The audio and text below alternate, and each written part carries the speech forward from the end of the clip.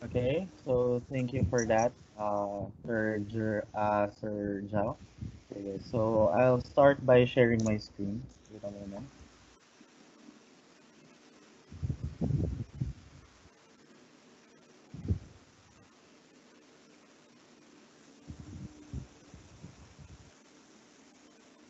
So, Mr. Moderator, nakikita na ba yung screen ko? Yes, Engineer DK. I think we should also remind them about the class tomorrow sa umaga. Is it already confirmed? Yes. So, announcement na lang din for tomorrow. So, for tomorrow, your class would start at 7:45. Okay, so mas aaga tayo ng 15 minutes. That's only for tomorrow, okay? So, special case lang naman siya. Okay. So, start na siguro tayo. So, I'm Engineer Daniel Kenneth Tuzon, as you can see dun sa screen kanina. Pero, you can call me Sir DK na lang. So exit. Okay? So, Sir DK. So, sa Geotechnical Engineering, we will be discussing 14 sets. So, dun sa 14 sets na yon, actually, dalawa kami mostly mag-handle ng geotech. So, it's me and si Ma'am Kat. So, siguro, mas excited kayo for Ma'am Kat. But anyway, start tayo ngayon for Geotechnical Engineering 1, which is mostly about the properties of soil. Okay? So, halimbawa, ito yung soil sample natin, pinapakuha yung different properties niya. So pag sinabi nating different properties, yan yung tinatawag natin na void ratio, degree of saturation, and so on. So paano natin i-analyze ngayon si soil? Kung titignan mo, napakagulo niya, di ba? Masyadong sabog-sabog, masyadong halo-halo yung components. Wherein tatlo lang naman yung three main components ni soil, which is yung solids, yung water, at saka air. So, pinaghiwalay-hiwalay lang natin, nilagay natin lahat ng solids sa baba. So, pag sinabi mong solids, yung particles na yan, wala ng voids. So, punong-puno na yan, okay? So, wala ng voids dito. Okay? And then, pinaghiwalay natin si water, nilagay natin sa taas niya. And then, si gas. So, bakit natin ito ginagawa? Para mas madali nating maa-analyze si soil. Pero kung napapansin mo, tatlo yung figure natin dito. So, bakit tatlo yan? Kasi si soil, nakadepende yan dun sa water content or yung content ni voids. Kung meron ba siyang tubig, meron ba siyang hangin, puro tubig lang ba, puro hangin. So yung first soil, ano yung tawag natin dyan? When your voids is filled with water and air, parehas, yung tinatawag natin dyan is moist soil. Diba? If yung voids mo naman is punong-puno lang ng tubig, it is fully saturated or it is saturated soil. So maraming nalilito dyan. Maraming nagtanong na sa akin yan in the past. So tanong nila, bakit inassume natin, sir, na fully saturated? Ang sinabi sa problem is saturated lang. So pag nakita mo yung saturated, ang magiging initial assumption mo is fully saturated na yung soil. Okay? Malinaw ha? Paano naman if fully, completely filled by air lang or wala nang tubig yung soil natin? Diba? Ano bang tawag natin dyan ngayon? That is your dry soil. Okay? So start na natin i-define yung different properties na may encounter mo kay geotech. So unang-una sa lahat is si void ratio, which is the ratio between the volume of voids and volume of solids. So nilagay ko na rin dito yung figure para alam natin yung mga tinutukoy na weight and volume sa definition. So sa void ratio, ano daw yung tinutukoy? It is the volume of voids over the volume of solids. So divide mo lang si volume of voids by the volume of solids. Pag sinabing voids, ano yan? It is yung combination ng volume of air mo at saka volume of water. Tama. Volume of water. Okay? So, pag sinabi namang solids, it is your volume of solids. Punta tayo dun sa next property, which is your porosity. So, anong difference ni porosity at saka ni void ratio? It is still the ratio between the volume of voids, pero ano na yung kapares natin ngayon? Si volume of soil. Diba? So, ano yung tinutukoy nating volume of soil? So, si porosity N, that is your volume of voids over your total volume. So, pag sinabing volume of soil, it is the combination ng tatlong properties mo, which is si gas or si air, water, at saka si solids. Kung napapansin mo dito, that is your total volume. Sa ibang books, yung denotation nila for volume of soil is simply V. Pero para hindi tayo malito, lagyan na rin natin ng subscript. Let's say that is V sub T. Okay? Next property, degree of saturation. So it is the ratio between the volume of volume of water and the volume of voids. Your degree of saturation is denoted by S. That is V sub W, volume of water, over V sub V, or volume of voids. So kung titignan mo, napakasimple, di ba? For degree of saturation, it is the percentage of water na inoccupy within your voids. Tama? It's property. You have your moisture content. It is the ratio between the weight. So weight na yung pinag-uusapan natin, hindi na volume. Kanina panay volume eh. Ratio of weight and weight of water and weight of your solids. So that is W sub W over W sub S. Weight of water over weight of solid. Pero di ba si weight, kaya nating i-convert into mass? Naaalala, di ba? So paano natin i-convert yan into mass? Divide lang natin by G, or yung acceleration mo due to gravity. So if gawin mo yun sa numerator and your denominator, you would have your mass of water over mass of solid. And last but not the least, you have your unit weight, which we define as weight per unit volume. So tatlong klase yung unit weight natin. Depende nga dun sa degree of saturation. Pag pinag-uusapan is dry soil, that would be your dry unit weight, or that is your gamma dry. Malamang, anong gagamitin mong weight of soil? That is your dry soil weight. Over what? Your total volume. So pag sinabing total volume, total ni gas, total ni water, total ni solid. Okay?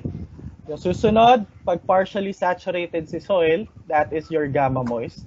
Or sa ibang books, makikita mo this is only gamma. Pero para nga hindi tayo malito, lagyan na natin ng subscript. That is your gamma moist, which is weight of moist soil over total volume. And last but not the least, you have your saturated unit weight, which is your saturated weight of the soil over volume. Okay, so yan yung mga pinaka-definition ng mga terms na may encounter mo sa geotech. Okay, so bakit wala si density? So sobrang dalang mo lang kasing may encounter si density. Minsan nga, density yung nakalagay, di ba? Kilogram per cubic meter.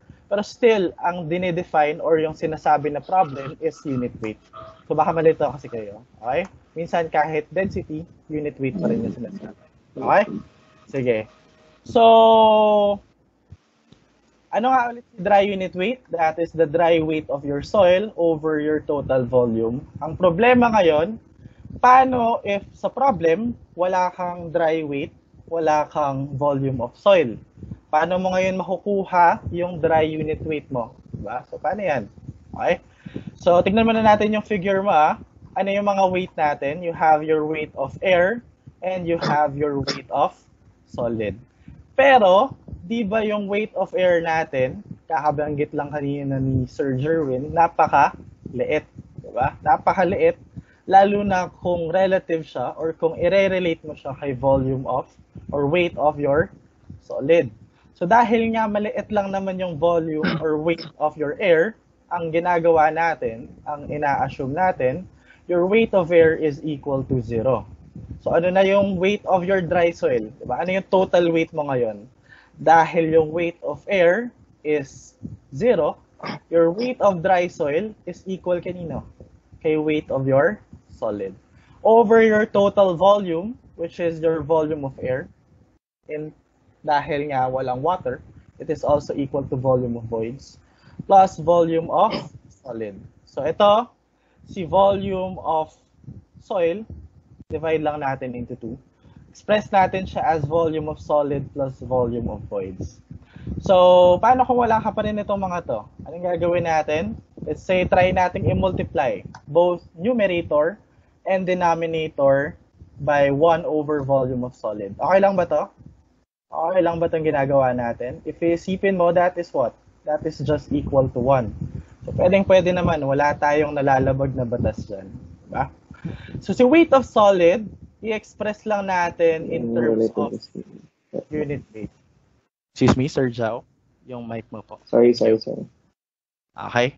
So, i-relate natin siya kay unit weight, diba? Si weight of solid. Ano ba si unit weight ulit? That is equal to weight over volume. So, ano yung pinag-uusapan natin dito? That is weight of your solid. So, if ito, gawin nating volume of solid, ano makukuha natin? That is unit weight of your solid. Diba? So, kung kailangan mo ng weight of your solid, excuse my handwriting, diba? So, that is equal to what? Gamma over, or gamma times volume. This is solids, this is solids, this is also solids. So, express natin to. Si weight of your solid in terms of gamma times volume. So, si unit weight, di ba pwede natin gawin yung GS times unit weight of water times volume of your solids. Tapos, ito, divide lang natin or distribute natin to.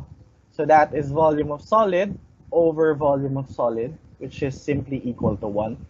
Tapos ito, volume of voids over volume of solids. Ano yan? Diba? Meron ba tayong property for that? Natatandaan mo, yes, meron tayong property for that, which is what? Your void ratio, CE. Tama? So kung ito na equation natin, pwede pa ba natin siyang i-simplify further? Yes. Paano? Cancel lang natin to, diba? Cancel lang natin yung volume over solid over volume of solid. So yung pinaka-simpleng equation natin ngayon for gamma dry, yung derived from yung pinaka-root niya is GS times gamma water over 1 plus E. So yan yung case if ang pinag-uusapan natin is dry soil. Pero paano if partially saturated na si soil? Diba? Ano na yung magiging unit weight natin? That is your moist weight, water plus solids, over your total volume. So, combination pa rin ng tatlo. Air, water plus solid. So, ano ngayon yung weight of your moist soil? So, tatlo, di ba? Weight of gas, water, plus solid. Ang kaso nga, yung air is negligible. So, kahit yung dalawa na lang. Weight of solid plus weight of water. Si volume total, divide lang natin into 2. Wag na yung tatlo. Dito na lang. Volume of voids, yung air na yan, at saka yung water, over volume of solid. Tapos kagaya kanina, multiply lang natin by factor 1. Or yung 1 over volume of solid over 1 over volume of solid. Okay. So paano yan? Napakadami na nating variable. Naaalala mo kanina, dinefine natin to. Si moisture content. Diba? Ano yung definition niya kanina? It is weight of water over weight of what? Weight of solid. Diba? So, si weight of water, pwede siguro natin going in terms of weight of solid. Diba? That is equal to what? Your moisture content W times weight of your solid. So, ito palitan natin. Si weight of your water.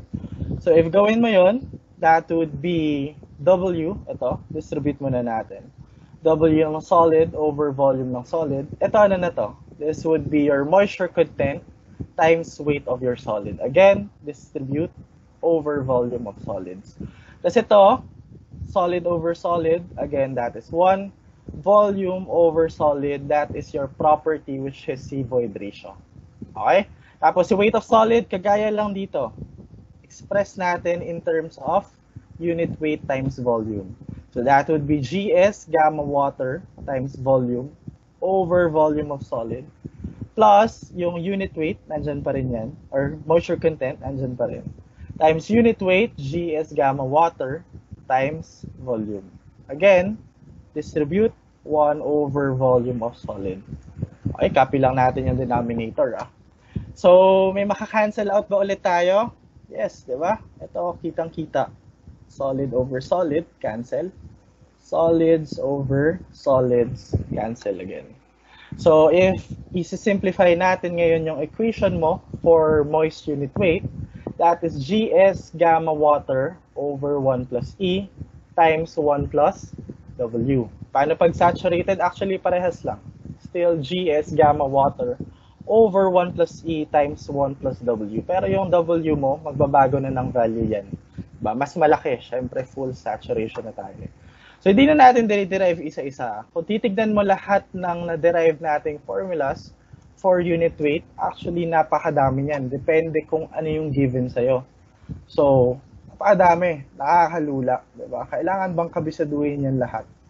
So, actually hindi. Huwag kang malulula dyan. Kasi hindi mo kailangan yan lahat kabisaduhin.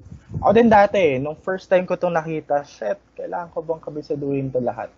Buti na lang yung katabi kong 10 times nang nagsasoil, pinayuhan ako. Hindi mo kailangan kabisaduhin yan lahat. 5 lang, diba? So, 5 lang daw. Okay? So, ano yung 5 yon? Okay, so relate natin, syempre, 5 eh. So, ano yung magiging starting 5 mo? Okay? So, yung starting 5 natin, syempre, kailangan mong makabisado, kailangan mong matandaan yung formula mo for gamma dry. Okay? Aside from gamma dry, ano pa yung kailangan natin? Kailangan from gamma dry, kaya mong gawing gamma moist. Yung formula natin, gamma moist equals gamma dry times 1 plus W. Okay? So, pag yung unit weight gusto mong gawing basa, from tuyo, multiply mo lang by 1 plus W. So, ito applicable din to kanino? Applicable din yan kay gamma sat. Okay? So, hindi lang yan for gamma moist. Basta tuyo, gusto mong gawing basa, multiply by 1 plus W. Ano pa yung mga kailangan nating tandaan? You have your formula para high porosity, which is E over 1 plus E. Ano pa? You have your SE equals WGS, or yung iba, yung formula nila, or yung way nila para matandaan to is si Seewages. So, Seewages. And then last but not the least, si gamma buoyant, which is gamma sat minus gamma water. So siguro for set 1, set 2, hindi nyo pa to gaano ma-appreciate. Pero ito kasi kailangan mo yan dun sa later on topics natin. More specifically, pagka nagdi-discuss na tayo ng pressure, ng stress. Okay? So ito yung starting 5 natin. Bakit sinabing starting 5? If baguhan ka pa lang kay Geotech, ito yung mga una mong tatandaan, diba? Una mong tatandaan, tapos kung gusto mo mas mapabilis yung mga process mo sa pagsosolve, pwede mo nang tandaan or simulang kabisaduhin yung mga specialized. Yung specialized formula mo for gamma sat, for gamma buoyant, and so on. Okay? Sige. So try nating mag-solve. Punta tayo kay problem number 1. So the sample of soil weighing 30.6 kg had a volume of 0.0183.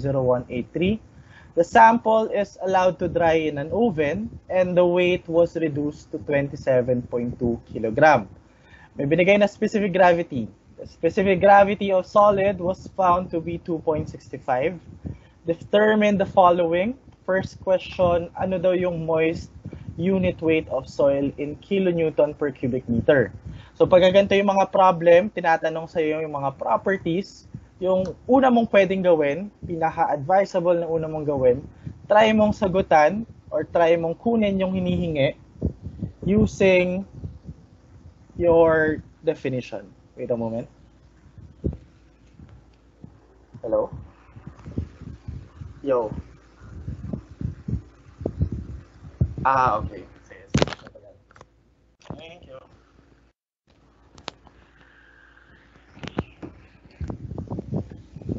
Okay, sorry for that. So, sige, bagalan natin So, yung gagawin mo pag meron kang ganitong klase ng problem, diba, is try mo siyang sagutan using yung pinaka-definition of that property. So, dito, for number 1, ang tinatanong is moist unit weight. So, ano bang definition ulit ni moist unit weight? That is weight over volume. So, yung weight of your moist soil over your volume. Okay? So, meron ba tayong moist weight of your soil? Diba? So, dalawa yung nakikita nating weight dyan. Diba? Nandyan si 30.6 and nandyan si 27.2. Okay? So, ano ba si moist weight dyan? So, pag sinabing moist weight, usually, yan yung initial weight of your soil. Initial weight nung kinuha mo siya from your site. So ina-assume natin that it is partially saturated. So yun naman yung pinaka-safe na assumption. Bakit? Kasi yung soil, malabong maging fully dry yan pag nasa natural condition niya. Diba? Malabo din na maging fully saturated si soil if nasa natural condition siya. Siguro, unless na lang if may ulan. Diba? So, pwede maging fully saturated. Pero pinaka-safe assumption, yung natural condition is your moist weight. Okay? So, that is your moist weight, which is 30.6. Tapos, ano daw yung kapares ng volume? Volume, which is 0.0183. Yeah, that is your volume. Pero, ang hinihingi is moist unit weight. Anong unit daw? Diba? So, yung unit natin is kilonewton per cubic meter. Okay. So, kilonewton per cubic meter. Ano ba yung unit weight natin ngayon? Ano yung units natin dito? This is kilogram per cubic meter. Okay? That is kilogram per cubic meter. So, sa kilogram, paano ba natin i-convert kay kilonewton? Multiply natin by what? Multiply natin by G. Pero ano to? This is kilonewtons pa lang. Para ma-express or para ma-convert into newtons, divide lang natin by what? Divide lang natin siya by 1,000. Okay? So, makukuha natin your moist unit weight is equal to what? This is 16.403 kilonewton per cubic meter. Punta tayo dun sa susunod na tanong. What is the dry unit weight of soil in kilonewton per cubic meter? Again, punta tayo dun sa pinaka-definition ang hinihingi, which is gamma dry. That is weight over volume. Dry unit weight yung hinihingi. Therefore, this should be your dry weight. So, ano yung dry weight natin? Diba? Yung sample mo kanina na partially saturated, drenay natin kay oven. So, sigurado na tayo na wala na siyang tubig ngayon. And itong weight na to, si 27.2, would be your dry weight. That is 27.2 over what volume? So, dyan ka na nagtataka ngayon, di ba? Anong volume yung gagamitin ko? Wala namang binigay na kapares si volume or kapares na volume itong dry weight ko, which is 27.2. Ang binigyan lang kapares ni 30.6, which is ito, si 0.0183. So, ayan pa rin ba yung gagamitin natin? Answer is yes. Okay? Yan pa rin yung gagamitin natin. Bakit? Kung naaalala mo dun sa tatlong diagram natin, diba? From partially saturated, from fully saturated, and dun sa dry soil natin, nagbago ba yung total volume natin? Parang hindi, di ba? Anong nangyayari? Diba? Anong nangyayari pag nagda-dry ka? Anong nangyayari pag fully saturate mo si soil? Di ba? Yung volume of voids mo hindi nagbabago. Ano lang yung nagbabago? Yung air mo nadadagdagan ng tubig or yung tubig mo diba, nadadagdagan ng air. Nakikita nyo ba? Di ba?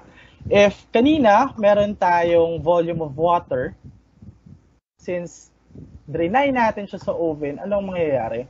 Yung water kanina, mare-replace lang ng mare-replace lang ng air. So yung volume mo is still constant. It is still 0.0183. Not unless na lang magkaroon ng compaction. So susunod na topics pa rin naman natin yan. Okay?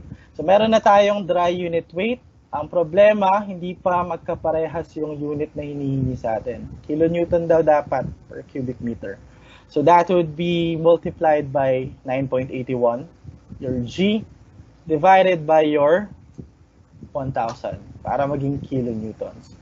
Makukuha natin ngayon gamma dry, which is equal to 14.581 kilonewton per cubic meter.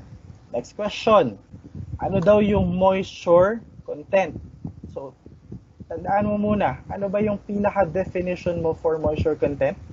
This again, your weight of water over weight of solid. Or if in terms of mass tayo, that is your mass of water over mass of your solid. Okay? Sige. So, meron ba tayong mass of water? Dalawa lang yung meron tayong mass, diba? You have your mass of moist soil. You have your mass of your dry soil. Pero sa tingin mo, ano yung nawalang mass? Bakit lumiit from 30.6 papuntang 27.2? Ano ba yon? Ano ba yung tinanggal natin? Diba? Tinanggalan natin siya ng tubig. Ibig sabihin, yung difference ni 30.6 at saka ni 27.2, malamang sa malamang yan yung mass of water originally. Okay? Eto, bakit si mass of solids equal na ngayon kay mass of dry soil? Bakit nga ba? Diba? Kasi pag fully dry na yung soil mo, ang component mo lang is si solid at saka si air. Eh di ba yung air mo nga zero? So yung mass of solid is actually equal na rin kanino? Kay mass of your dry soil. Okay, so pasok na lang natin yung mga given ha. Mass of moist soil is 30.6 minus mass of dry soil, 27.2 over 27.2. You have your moisture content, which would be equal to 0.125. Or in percent, that is 12.5%. Nakakuha na tayo ng tatlo. Meron pang tatlong susunod. Tama? Number 4. What is void ratio? So, tandaan natin, ano nga ba yung definition ni void ratio? Yung void ratio yan yung E. Diba? Your void ratio is equal nga saan? Volume of voids over volume of solid. Ang tanong, meron ka bang volume of voids na nakikita sa problem? Meron ka rin bang volume of solid na nakikita? Wala. Diba? So, mahihirapan ka if try mo pang kunin yan from yung mga given na to. So, dyan na pumapasok actually yung mga na-derive natin kanina or yung mga pinakita natin kaninang weight and volume relationships. Diba? So, yung isa nga doon is si gamma dry, which is GS gamma water over 1 plus E. So, tignan natin, pwede ba natin ito magamit? Yung gamma dry, present na ba? Meron na ba tayong na-solve for that? Yes. This is 14.581. Yung GS, given ba siya? Yes. It is 2.65. Yung unit of weight of water, given ba? Hindi. Pero ano ba yung unit weight of water? Diba? Ano ba yung tatandaan nating unit weight of water? It is 9.81 kilonewton per cubic meter. So, meron naman pala tayo nitong pwedeng gamitin. Okay? So, lumalabas ngayon, ang unknown lang is sino? Si void ratio. Okay? Sige. Substitute tayo ha. Your gamma dry from number 2 is 14.581. Your GS is 2.65. And then, yung unit weight of water, if not given, ang gagamitin nga natin is 9.81 over 1 plus void ratio. Solve natin si void ratio, ha? So, paano nga ba natin masasolve si void ratio? Lipat lang natin dito si 1 plus E. Lipat natin si 14.581 sa baba. And then, yung 1 dito originally, nandito na siya ngayon, di ba? Subtract lang natin. So, ang makukuha mo, your void ratio is equal to 0.783. Okay, number 4. Punta tayo kay number 5. Porosity. Okay, define muna natin. Porosity, ano ba yan? Diba? Pag sinabing N, pag sinabing porosity, it is volume of voids, pero kanino na natin ulit siya i-divide? Doon sa volume of soil, or doon sa total ng tatlong components mo. Meron ba tayong volume of soil? Yes, 0.0183. Ang problema, ito, wala tayo. Wala tayong volume of voids. E di ba kanina dun sa starting 5, parang meron tayong porosity in terms of E. Diba? Ano nga pala yon? That is E over 1 plus E. So, pwede naman pala. Diba? Pwede naman pala nating masolve ngayon si porosity. Gamitin lang natin to. So, that would be your E, kakasolve lang. That is 0.783 over 1 plus E. 1 plus 0.783. Input nyo lang sa calculator nyo, makukuha porosity is 0.439. And the last question for this problem is yung value for degree of saturation. So, recall mo ulit. Pag saturation, S, ano nga ba ulit yan? It is yung percentage ng volume of water na ino-occupy within your voids. Or that is volume of water over your volume of voids. Ang problema nga, wala ka na ngang volume of water, wala ka pang volume of voids. So again, magre-resort tayo dun sa mga derived formulas natin for weight and volume relationships. Wherein yung, nag-iisa lang naman yan dun sa 5 binigay ko kanina. Diba? Your degree of saturation is equal to what? SE equals WGS. Check natin yung ibang variable if nandito. S, meron ba? Or E, meron ba? Yes, that is 0.783. Moisture content, meron din ba? Yes, yun yung sinolve natin for number 3. And then last, GS, meron din ba? Yup, given, 2.65. So if we are solving for S, ayusin na natin yung equation mo. That is WGS over E. Substitute, W is 0.125, GS is 2.65 over E, which is 0.783. Degree of saturation would be equal to 0.423, or that is 42.3%. So ito yung answers natin ngayon for problem number 1. So okay yun na, if medyo nabibilisan kayo dun sa lecture, notify nyo lang si moderator para masabihan niya ako. So moderator, meron pa rin bang nabibilisan sa lecture? Okay na ba yung speed natin? Moderator? Yes, Sir DK. Yes, Sir DK. Merong mga nagsabi na nagbablock daw yung screen nila, pero yung iba hindi naman. I'm not sure what causes it, sir. Okay. Thank you. So, ganito pag may pinapasolve sa atin yung properties, again, first step, check mo if kayang isolve using yung properties or yung definition natin. If not, punta ka dun sa mga different weight and volume relationships mo. Okay? Sige. Move on tayo. Punta tayo kay problem number 2. The soil sample in natural state having a volume of 0.0012 cubic meter weighs 1.73 kilogram. The degree of saturation being 61.6%. After drying in an oven, the final weight of the sample was 1.44 kilogram. So ano yung unang hinahanap? Find the specific gravity of solid. Okay. So ano daw yung specific gravity? So since GS yung hinahanap dito, diretso na tayo dun sa mga different relationships na na-derive natin. Kahit doon na lang sa 5. Doon sa 5 yon, yung pinakita ko kanina, kung natatandaan mo pa, ano yung merong mga GS doon? Ano yung merong specific gravity of the solid na variable? Dalawa yun, di ba? Ano yung dalawang yon? You have your formula para kay gamma dry, and you have your formula which is SE equals WGS. So baka isa dito kayang mag-solve dyan. So tignan natin. Formula number 1 muna. Meron ba tayong gamma dry? Meron ba? Wala, di ba? Pero ano yung pinaka-definition ulit ni gamma dry? It is weight of your dry soil over your volume. So meron naman tayong weight of dry soil, di ba? Ayan yun eh. Yung 1.44 kilogram.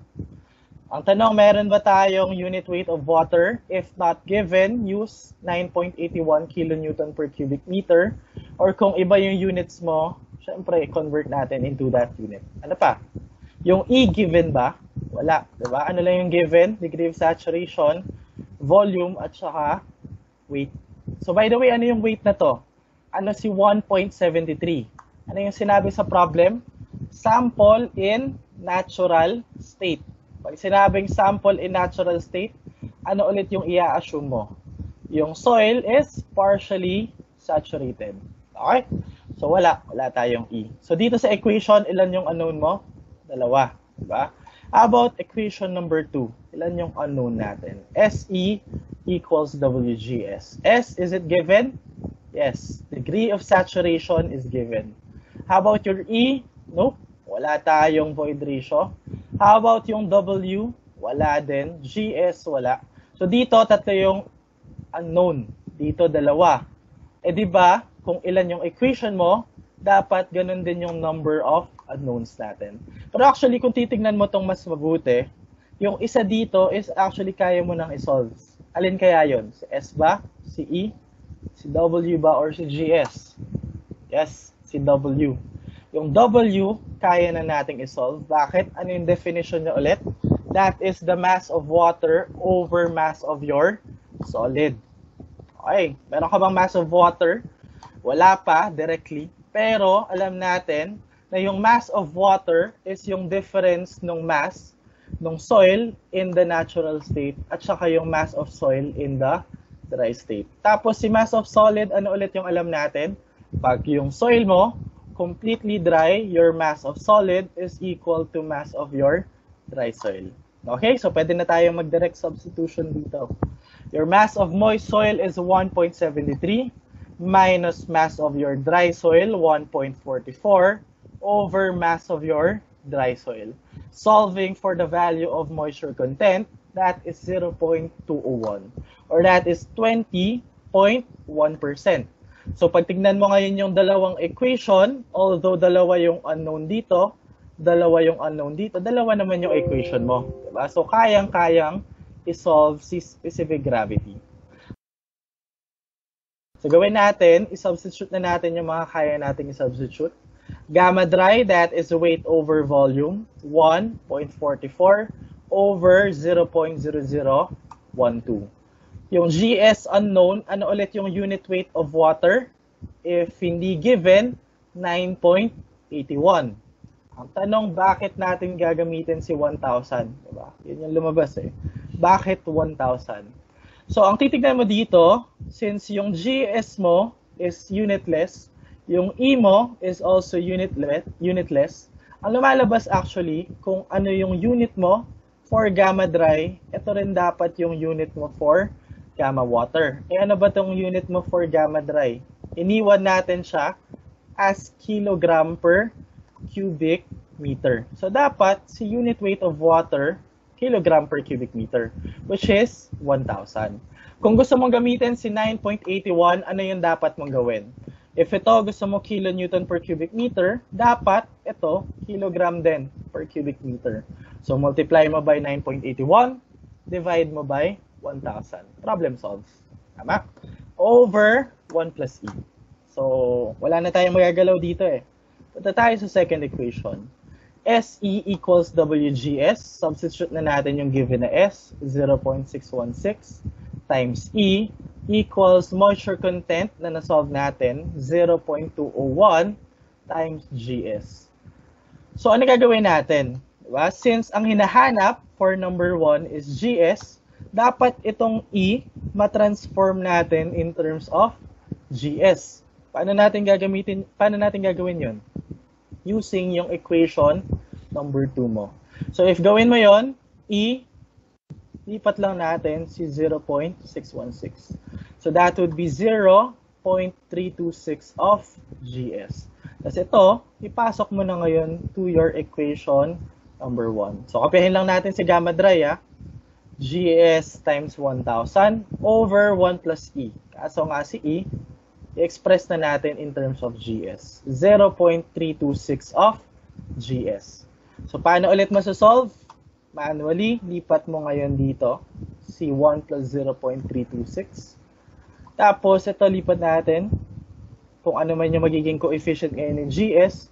Lipat mo na naman si 0.326. So, that would be yung coefficient ng GS. Minus 0.326, so on and so forth. So, I assume na yung mga ganitong equation, kaya naman na natin i-simplify. No? Okay? So, kunin na natin yung sagot, Your GS, if i-solve mo yung equation, is actually equal to 1.97.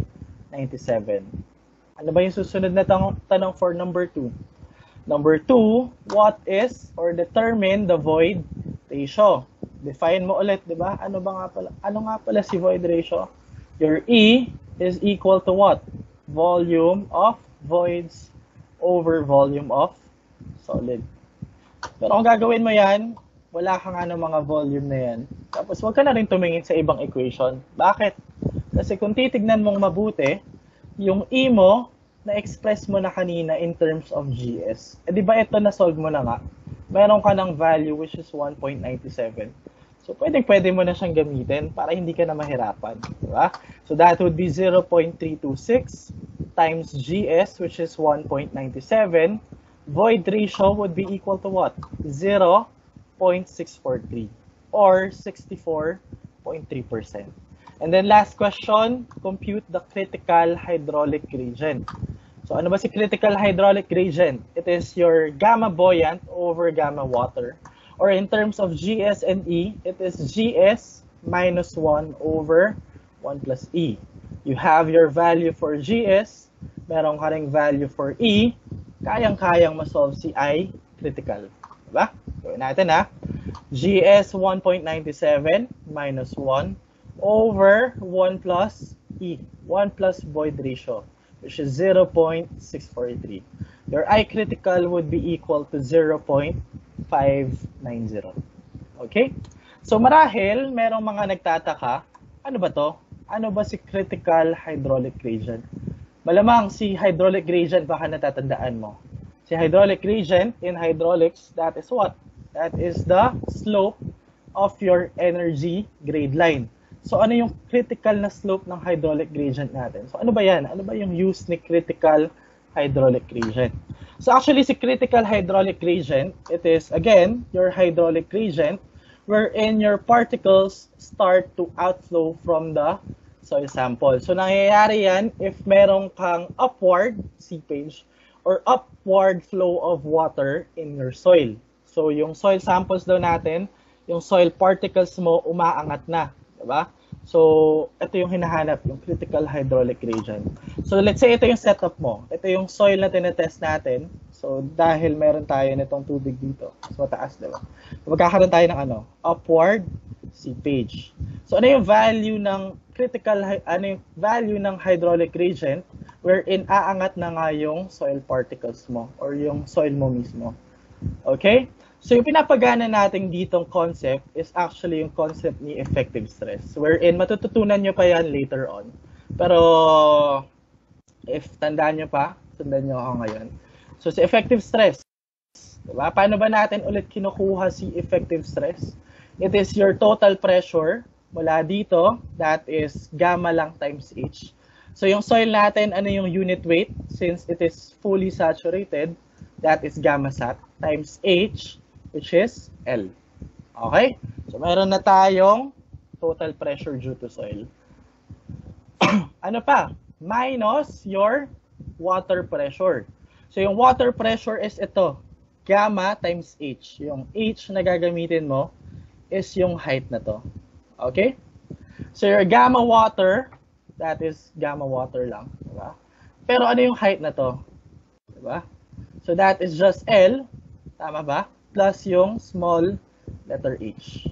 Again, effective stress is equal to 0. So bakit natin siya ine-express in terms of 0? Kasi pag effective stress mo equals 0, kung na-imagine mo yung forces natin within your soil is 0 nga. Diba? So yung soil particles mo, nakalutang na lang. So delikado kasi yun Nawawalan ng strength yung soil pag yung particles mo nakalutang. Diba? Okay? So ito, distribute lang natin gamma water times L, gamma water times H. Again, equate natin into 0. So itong dalawang terms na to, meron siyang common factor, diba? Which is ano? Si L. So factor out natin yon. Gamma sat minus gamma water, quantity multiplied by L. Minus yung natira, gamma water times H, equals 0. Pero ito, nasa starting 5 natin to kanina, di ba? Natatandaan nyo pa ba? Ano si gamma sat minus gamma water? That is your gamma buoyant times L minus gamma water. Lipat natin sa kabila. That would be equal to gamma water times H. Ano ulit si critical hydraulic gradient? Or si hydraulic gradient na lang. Ano ulit yung definition? It is the slope of your energy grade line. Diba? So that is your H, yung difference ng height ng water mula sa outflow or mula sa inflow papunta dun sa outflow, which is your H, over the total length of your soil. Ano yung total length of soil? That is L. Okay? So mula dito sa equation na to, ano yung H over L? Lipat natin to. That is already H over L. Gamma water, lipat mo sa kabila. That is gamma buoyant over gamma water. So pagka simplify nga natin further, makukuha mo yung equation na ginamit natin kanina. That is GS minus 1 over 1 plus E. So, and-explain lang natin, ano si critical hydraulic gradient. Okay? So, may ibang terms tayo for critical hydraulic gradient. Minsan, masasabi dyan yung hydraulic gradient daw at quicksand condition. Diba? So, from the word itself, diba? So, it is the hydraulic gradient wherein yung soil mo magbe-behave as a quicksand. So, ano ba yung term natin dun for Tagalog? Nakalimutan ko na eh. Pero, quicksand. Diba? So, kung natatandaan nyo, quicksand. Ano pa? It is the hydraulic gradient at boiling condition. Boiling condition. Diba? Kasi umaangat na nga yung soil mo eh. Yung behavior niya parang kumukulong tubig na kasi umaangat na yung mga particles mo. So, tandaan nyo yung tatlong terms na yun Hindi laging critical hydraulic gradient yan. Minsan, hydraulic gradient at quicksand. Minsan, hydraulic gradient at boiling condition. Okay? Move on tayo sa next problem. Problem number 3. The moist soil having a volume of 0.0154 cubic meter has a unit weight of 16 kilonewton per cubic meter. And then yung moisture content daw is 15%. If the specific gravity of solid is 2.7, determine the following. First question, degree of saturation. Okay? So, dun sa 5, diretso na ako Dun sa 5, ano yung merong S dun? Ano yung merong degree of saturation? Bukod tangi, yan ay si SE equals WGS. Tingnan natin, baka kayang isolve using SE equals WGS. Tingnan mo, meron ka bang E? Wala yata. Ang meron ka lang moisture content, tsaka GS. Tsaka ito, si 16.5, meron ka ring volume. So, walang E. Diba? Kung titignan mo naman, meron bang W? Yes, merong moisture content, 15%. Ang tanong, meron bang GS? Meron, 2.7. So, dito ilan yung ano natin, dalawa. So, ibig sabihin, if somehow makuha ko yung value of my void ratio, pwede ko na isolve using SE equals WGS. Diba? Pwede. Paano ko masasolve si E? Gamit ka ng ibang property. Gamit ka ng ibang relationship. So, isang relationship na pwede natin gamitin, since moist unit weight yung, or moist soil yung given, is si gamma moist equals GS gamma water over 1 plus E times 1 plus W. So, sir, ito, hindi naman to kasama dun sa starting 5. So, actually, kasama yan. Hindi mo lang napapansin. Bakit? Kasi ito is combination nung formula mo for gamma dry, which is yung inner portion, at saka yung formula mo for gamma moist, diba? Para yung wet soil, or para yung dry soil, diba? Ito yun, maging basa, i-multiply natin siya by what? 1 plus W. Okay? Kung ayaw mo gamitin to, pwede naman din, yung gamma moist 16.5, tuyuin mo muna. I-divide mo naman siya by what? 1 plus W. Okay lang, either way, diba? Pero dito na lang tayo para diretso. So yung gamma moist is again 16.5. Your GS is 2.7 times unit weight of water. Anong unit gagamitin natin? This is kilonewton per cubic meter. Therefore, this should be 9.81. Over 1 plus void ratio times 1 plus moisture content. Moisture content is 15%. Again, kaya niya na isolve to, di ba? Kaya nang isolve si E. If gawin nyo yon, ang makukuha mo, E is 0.846. So, pwede na ngayon. Applicable na ngayon si SE equals WGS para ma-solve si S. So, since S yung hinahanap, ayusin ko na yung equation natin. That is WGS over E. Your W is 15%. Your GS is 2.7 from the given over void ratio, 0.846. Therefore, your degree of saturation would be equal to what? That would be equal to 0.479, or that is 47.9%. Problem solved. Number 2, ang hinihingi ngayon is what is the volume of the original air, or volume of air in the original sample. So, paano yan? Nagtatanong na ngayon ng volume. So, pag nakita ka ng volume of air, volume of water, volume of solid, tandaan mo yung tatlong properties mo. Ano yung tatlong properties na yun? Unahin natin to. Yung property which is si void ratio. Ano yung definition? Volume of voids over volume of solid. Ano pa ibang property? You have your N. Diba? Your N is equal to what?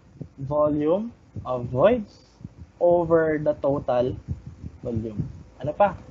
You have your S, which is volume of water over volume of voids. So, ano gagawin natin dyan sa tatlong property na yan? Okay? So, tignan natin ha. Ang una mo gagawin is tignan mo ano ba yung volume which is available dun sa problem. Ano ba yung volume na binigay sa iyo ni examiner, na binigay sa iyo ni problem. Ano ba yung volume na to? Si 0.0154. It is the volume of your soil. Alin yun dito? It is the total volume. Okay? So, ano gagawin natin ngayon? Pwede mong masolve sino? Si volume of voids. If meron kang N.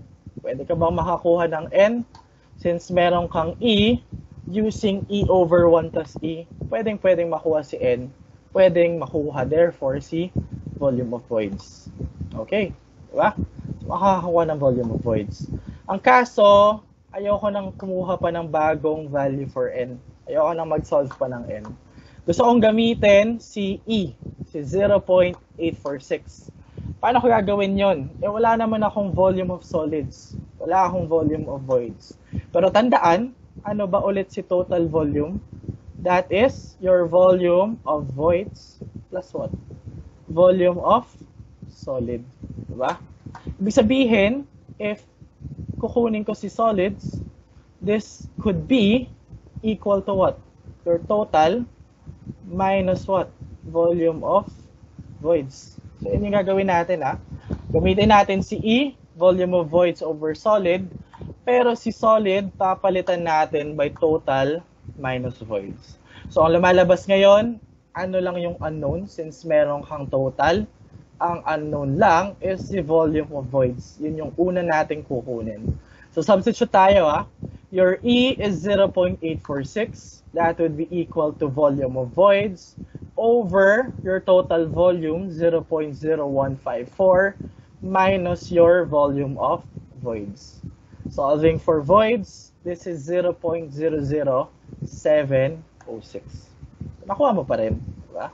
Pero okay lang ha, reminder, okay lang dito ka, kuha ka muna ng N. Okay?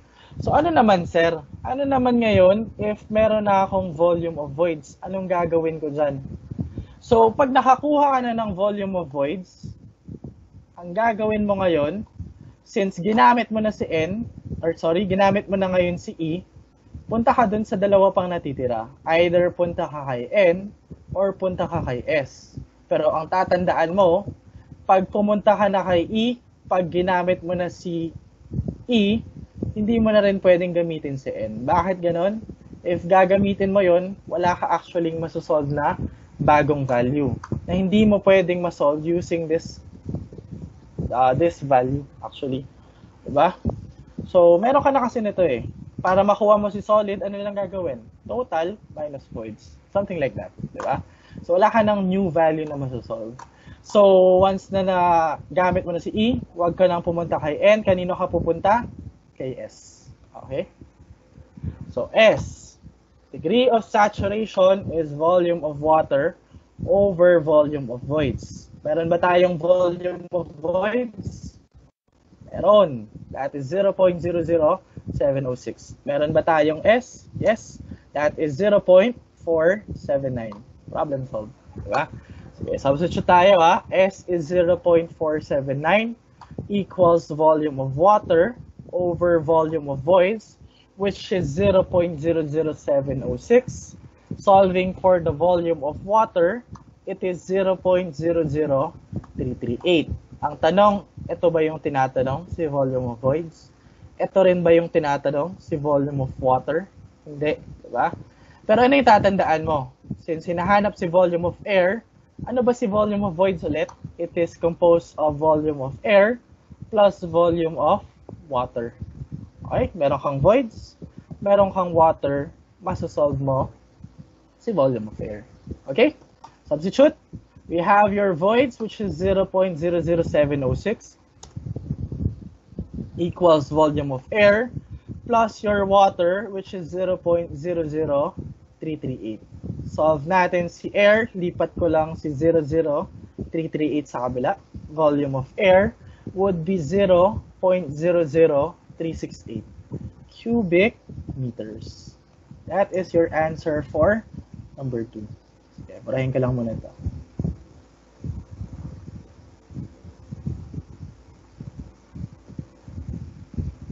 Okay. Punta tayo ngayon kay number 3. What is the weight of water to be added to reach full saturation? Di ba kasi moist soil lang yung binigay eh. So, partially meron pa tayong air. Evidently, merong volume of air eh. So, if fully saturate daw natin, anong gagawin mo? Dapat yung volume of air or yung air originally, papalitan natin ng ano? Papalitan natin ng tubig. So, actually, kung tinatanong sa number 3, is volume of water to be added, ito na yun. Ito na yung volume of water to be added. 0.00368. Pero that is not the case. Ano yung tanong? Weight of water to be added. Paano natin kino-convert si volume into weight? Paano? Through the use of unit weight. Gamitin natin unit weight of water. That would be equal to weight of water over volume of water. So, ang weight of water natin, therefore, would be equal to the weight or unit weight of water times volume of water. Again, this is volume of water to be added. This is weight of water to be added. Ano yung unit weight mo? In terms of kilonewton per cubic meter, that is 9.81. And then yung volume of water to be added natin is again equal to the volume of air originally in the sample, 0.00368. Makukuha natin your weight to be added to reach full saturation is equal to 0.036 kilonewton. So ganun lang. Ganun lang yung process natin pag kukuha tayo ng weight of water to be added. Pero may problems kasi, okay? May problems kasi wherein hindi ka makakakuha ng volume of air. Diba? Bakit kaya? Possibly hindi binigay yung E or hindi binigay sa S.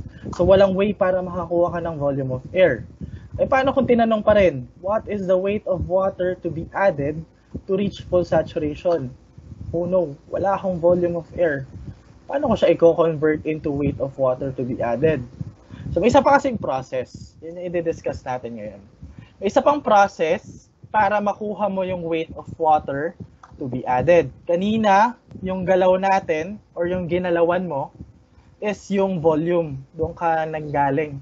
Doon ka nanggaling. Diba? Pero pwede kang gumalaw kanino in terms of weight. Ito yung pinaka-equation natin. Your weight of water to be added, i-denote natin siya as delta weight of water.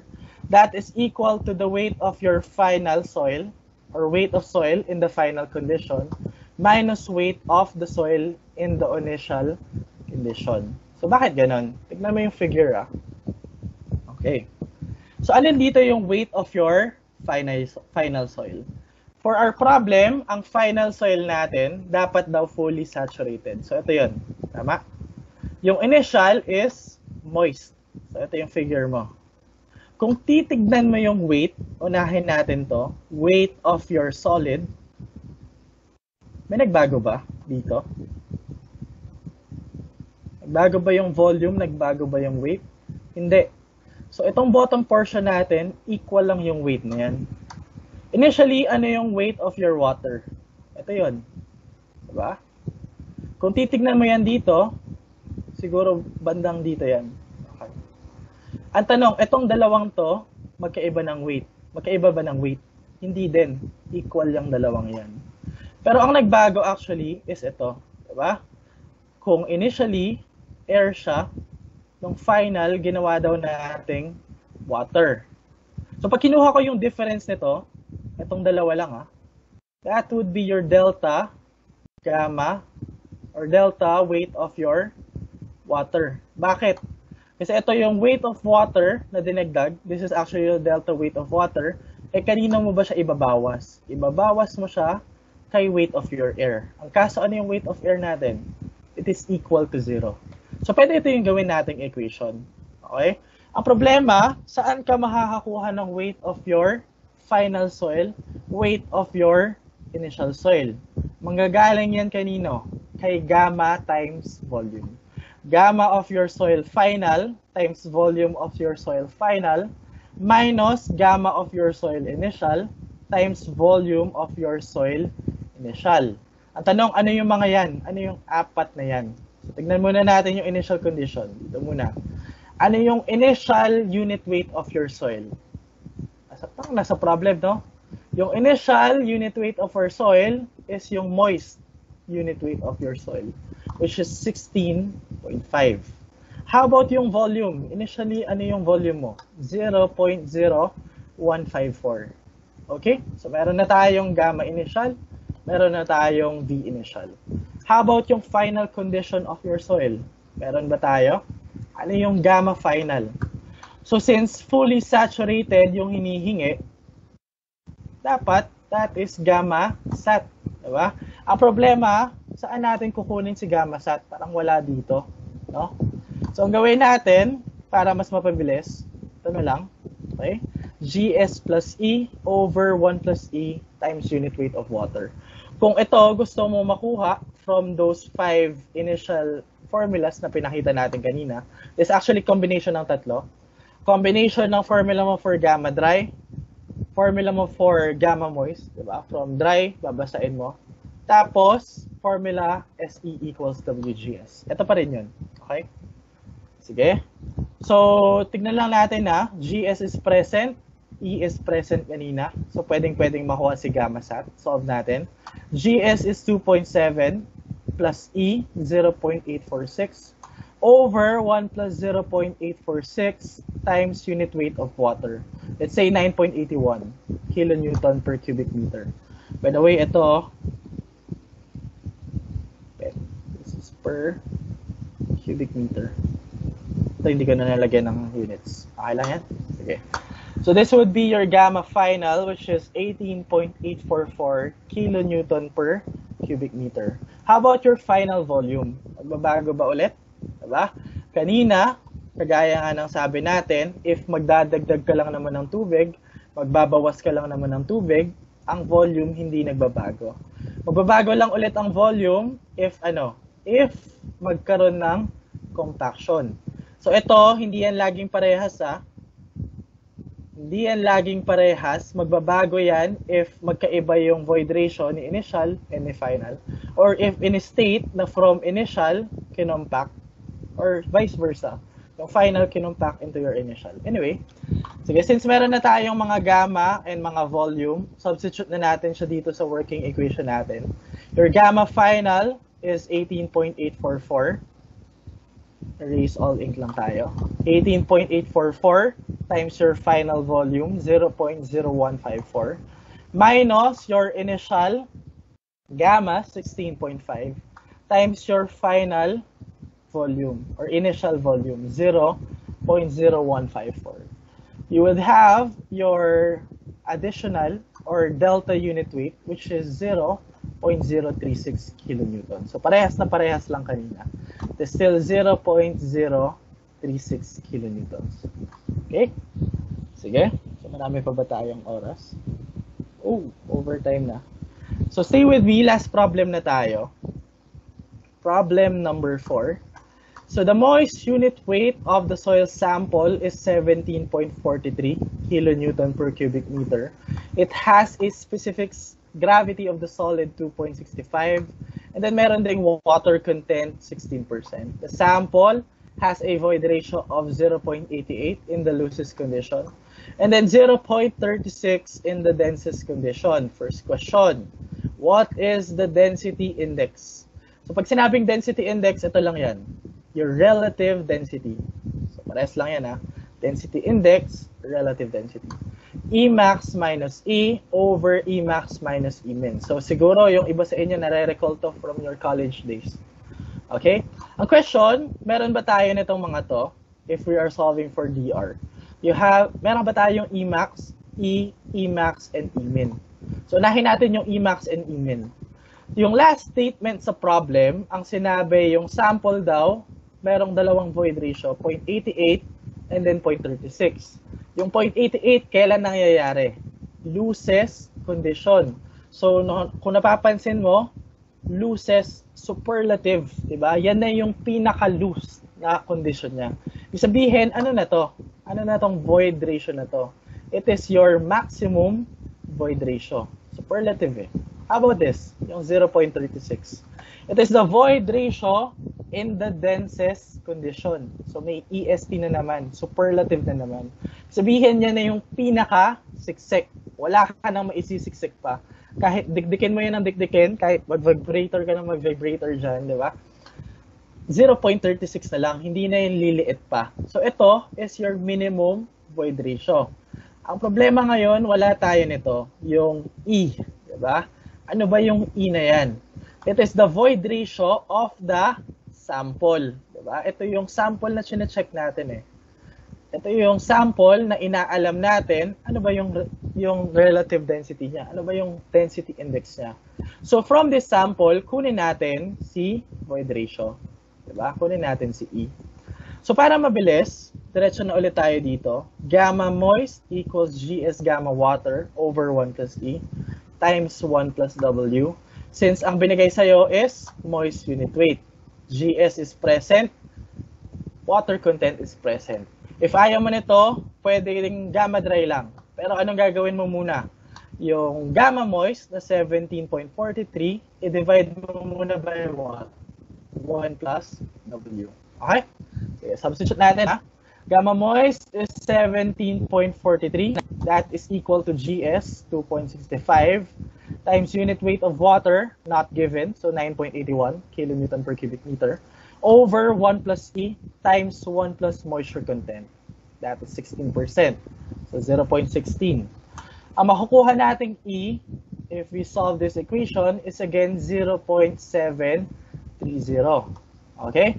So since meron na tayong E, Emax, and Emin, solve na natin si relative density or si density index.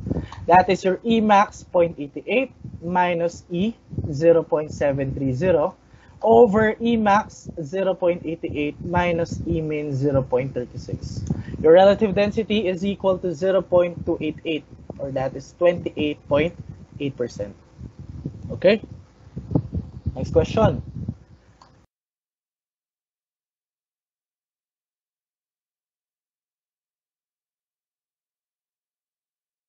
If the dry unit weight at optimum water content was 19.12 kilonewton per cubic meter, what is the minimum dry unit weight? So, tinatanong si minimum dry unit weight. So, ano na yung mga meron tayo? Meron tayong E, as yung mga given dito sa problem. And meron tayong bagong given or bagong na-solve, di ba? Which is si relative density. So, si relative density, kaya ba nating i-relate into minimum dry unit weight?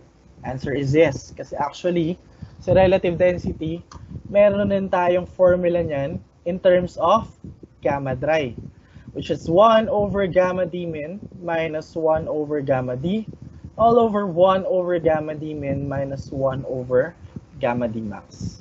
Okay? Ang tanong, since ito yung hinahanap, tignan natin, ito given eh, relative density, or nasolve na natin kanina. Ang tanong, meron ba tayong gamma d max and meron ba tayong gamma d? Parang ito yata yung gamma D max, 19.12. Pero sigurado ba tayo na ito si gamma D max? Ano daw ba siya? It is the dry unit weight at optimum water content. So anong ibig sabihin nito? So actually ito, nagmula yan dun sa tinatawag nating Proctor test, diba? Or standard Proctor test. Naalala pa ba to? Diba? So kay standard Proctor test, you have your x and y axis. Ano yung nakalagay ulit kay x? Siya si moisture content. Ano yung nakalagay sa y? This is your gamma dry. Diba? Ano yung nagiging graph natin kay standard Proctor test? if naaalala nyo, yung graph natin dyan is parabolic. Diba? Parabolic, vertex is pointing upwards. Okay? Or yung vertex natin nasa taas. Okay? The vertex is opening downwards. Anyway, anagon na yun. So, napapansin mo, ano yung highest point dito sa graph natin? Ano yung highest value of your gamma dry? Ito yun, di ba? Okay. This is your gamma D max. Diba? Ano yung kapares niyang W? Ito, yung W at gamma dry max is actually yung tinatawag natin na optimum moisture content. Okay? So sinabi sa problem, it is the dry unit weight at optimum water content. Ang sinasabi niya lang, hindi niya pinapahalata, pakipot pa, it is the maximum dry unit weight. So meron na tayo nito. Ang tanong, meron ba tayong gamma dry? Wala. Pero meron tayong moist unit weight at saka water content. Ang basa, para matuyo, i-divide lang natin by 1 plus W. So that would be moisture content, moist unit weight, 17.43 over 1 plus W. Gamma dry would be 15.03. So since meron na tayong lahat ng to, except si gamma D min, magsimula na tayong magpasok ng mga given. You have your relative density from number 1, 0.288. Bakit parehas? Kasi parehas na soil ang tinutukoy dito. Okay, problem 1 and problem 2. 1 over gamma D min minus 1 over gamma D. Yung gamma D ng sample mo, 15.03. All over 1 over gamma D min minus 1 over gamma D max. Again, from your standard Proctor test. Sulat natin This is your gamma D max. Okay? Gamma D max, which is 19.12. So, good news sa PRC, di ba? Yung bagong canon, meron na siyang solver. So, kung ito i-type mo, shift solve ka, gamma D min is what? Equal to 13.83. Ang problema, kahit pa may solver yan, dahil ganito yung itsura ng equation mo, napakatagal niyan sa calcu. Abutin ka niya ng 2-3 minutes. Yung 2 and 3 minutes, pang isang item na yun sa board exam. So, kung magsasolver ka, advice ko, move on ka na dun sa susunod habang hinihintay mo pa yung bago. Parang Gerald Anderson lang, di ba? Or, pwede rin, i-solve mo, di ba? Simplify mo yung equation. So, kung ito yung original equation natin, paano kaya natin siya mas simplify? Ang gawin mo lang, cross-multiply yung numerator, cross-multiply yung denominator. Ano ibig sabihin? Ito, pagsamahin natin si gamma D, angat, minus gamma D min, angat, over gamma D min times gamma dry. Same process sa baba. Angat si gamma D max, minus angat si gamma D min, product nung dalawa. Ang tanong, meron ba tayong pwedeng makancel? Oops. Yes. Pwedeng i-cancel si gamma D min. So, ano gagawin natin ngayon So, itong dalawang to, sulat natin in fraction form. That is equal to what? Gamma D minus gamma D min over what? Gamma D max minus gamma D min. Ito, nasa baba, angat lang natin. That is gamma D max. Ito nasa baba, stay ka sa baba, gamma D. So, itong equation na to, pwede mo actually kabisiduhin if gusto mo para mas mabilis yung mga solution natin if in terms of gamma D yung relative density natin. Okay? So, try natin yung equation na to. Relative density kanina is 0.288. That is equal to 15.03 yung gamma D minus gamma D min all over 19.12 yung gamma D max minus gamma D min, multiply natin dito. Gamma D max is 19.12 over gamma D, which is 15.03. Itong numerator or denominator, lipat ko sa kabila. Multiply si 0.288, 15.507 yun. Distribute, this is negative 0.288 times gamma D min. Kasi ito, distribute natin dito. That is 19.12 minus 1.272 gamma d min. Combine like terms. Lahat ng may gamma d min, lipat natin sa left side. 0.984 gamma d min. Lahat ng constant, lipat natin sa right side. 13.603. Divide natin si 13.603 dun sa coefficient ni gamma d min. You will arrive at the same answer, which is 13.834. So actually, this is it for the lecture of Geotechnical Engineering 1. So Geotech 2, continuation lang nito, didiscuss natin si compaction, didiscuss natin si sand cone test, sieve analysis, and so on. Pero hindi na kayo magdidiscuss sa inyo.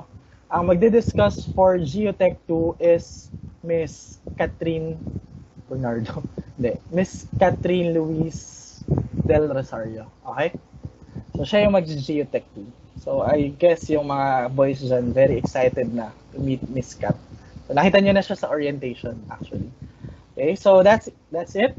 So siguro ask ko na rin si moderator, meron ba tayong questions from the audience?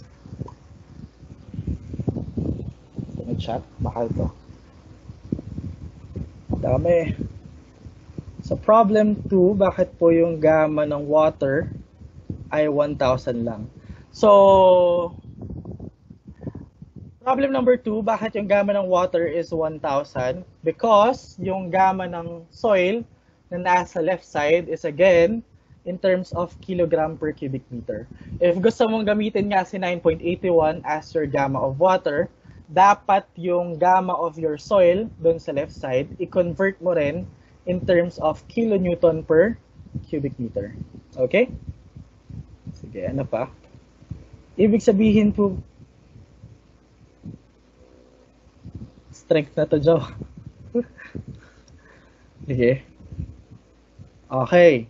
So, good day po. Napansin ko dun sa practice problem, situation 5, porosity equals 0.872. Yung void ratio po, yes, tama. Na-recall ko to. Yes, yung situation number 5, practice problem. So, porosity equals 0.872. Void ratio pa lang siya. So, 0.872 plus 0.872. Thank you for the correction. Bulk density or bulk unit weight po ba ay same lang po ng moist unit weight at wet unit weight?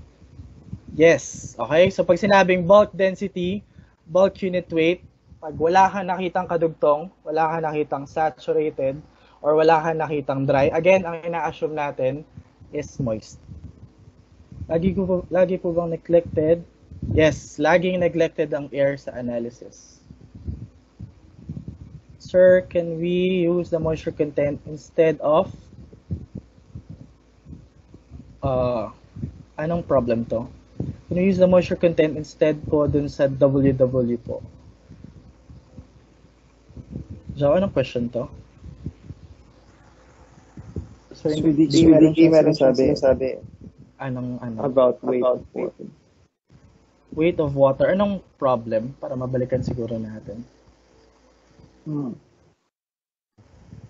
12 Sir, can we use the moisture content instead dun sa WW po?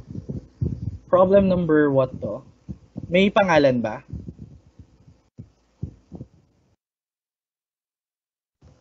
Wala, sir, wala. Wala. Baka, sir, sa ano na lang, consultation. Siguro consultation na lang. Okay? So, for concerns for soil, pwede kang pumunta sa akin. Pwedeng pumunta kay Ma'am Kat. Okay? Sige. So, I think that's it. Thank you for listening kahit na nag-overtime tayo by 20 minutes. Okay? So, sa mga nandyan pa, salamat. And in behalf of balik ko na lang muna kay moderator yung screen. Okay, so moderator, can now take over. Meron pa lang isang hahabol, sir. Sige. Ano yung question? Ano yung typical, yun ba? Ayan, Ano sir. typical range ng mga gamma for moist, sat, dry? Check lang po sana if pasok po ba na compute namin.